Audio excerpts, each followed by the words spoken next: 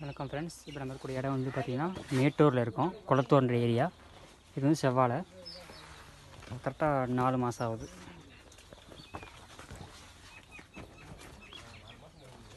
வளைச்சி தெரியும். இப்போ நான் இருக்கேன், ஒரு 5 அடி இருக்கேன். 5 அடி இருக்கேன்னா இருக்குது, ஒரு 7 அடி இருக்குது.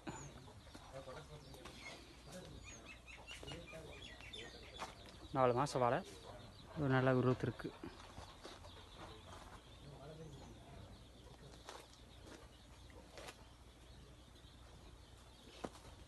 நம்மளோட அடி உரமாக வந்து ஆர்கானிக்காக போஸ்டரா க்ரோ மேஜிக் ஓலிஃபு கொடுத்துருக்கு.